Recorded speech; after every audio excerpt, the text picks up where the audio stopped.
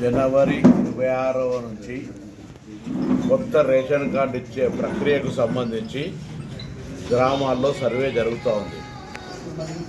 ఈ సందర్భంగా తెలంగాణ ప్రజలందరికీ కొన్ని అంశాలను చెప్పేటువంటి ప్రయత్నం చేస్తూ ఉన్నాం. పాతగా ఇప్పటికే 90 లక్షల రేషన్ కార్డులు ఉన్నాయి. 2,81,00,000 మందికి సంబంధించిన 90 లక్షల రేషన్ కార్డులు ఉన్నాయి. ఇప్పుడు వాటికి సంబంధించిన అంశం కానీ ప్రస్తావన కానీ ఈ కొత్త రేషన్ కార్డు పంపిణీలో లేదు.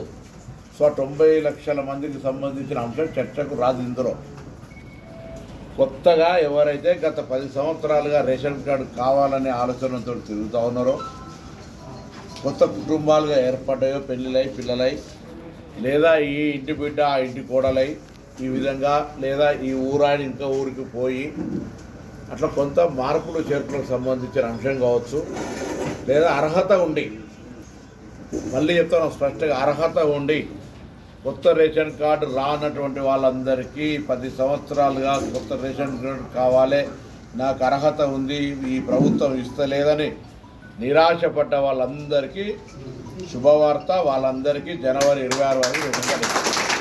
అయితే ఇందులో ఎప్పుడూ తప్పులు లెక్క పెట్టే ప్రతిపక్షాలు దీన్ని కూడా రాజకీయం చేసి గ్రామాల్లో సర్వే జరిగే సందర్భంగా ఒక అంశం చర్చ చేస్తాను. ఇప్పుడు పాత రేషన్ కార్డులు, కొత్త రేషన్ కార్డులు గ్రామ సభలలో ఎప్పుడైనా ఎవరైనా పెట్టుకొని చర్చ చేసుకోవచ్చు.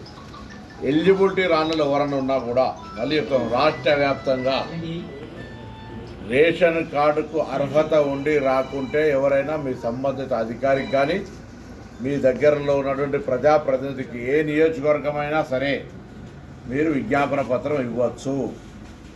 దయచేసి అనవసరంగా ఎక్కడైనా పొరపాటున ప్రతిపక్షాలు రెచ్చగొడితే దయచేసి దానికి సంబంధించి ఎవరు కూడా అటువంటి రెచ్చిపోయే తప్పుడు సమాచారాన్ని స్వీకరించొద్దని కోరుతాను.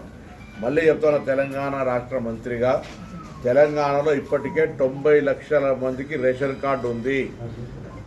దాదాపు 2,81,00,000 మందికి రేషన్ కార్డులు ఉన్నాయి. వాటికి సంబంధించిన ఎక్కడ కూడా రివ్యూ కానీ, తొలగించడం కానీ, జమ చేయడం కానీ అటువంటిది ఏమి జరుగుతలేదు. ఇప్పుడు కొత్తగా ఎవరికైతే ఎలిజిబిలిటీ ఉండి, మళ్ళీ చెప్తాను, ఎలిజిబిలిటీ క్రైటీరియా ఎవరైనా కాదన్నారు కాదు, ఎలిజిబిలిటీ క్రైటీరియా ఉండి ఎవరికైనా రేషన్ కార్డు రాకపోతే వాళ్ళకు రేషన్ కార్డు కోసం మీ దగ్గర ఉన్నటువంటి అధికారిని కానీ ప్రజాప్రతినిధిని కానీ నేరుగా కలిసే అవకాశం ఉంది. దయచేసి ఇలా కన్ఫ్యూజన్ అవసరం లేదు.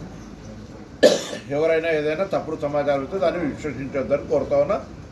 అర్హులైన వాళ్ళందరికీ గత 10 సంవత్సరాలుగా వేచి చేస్తున్న వాళ్లకు తెల్ల రేషన్ కార్డులు ఇవ్వబడతాయి.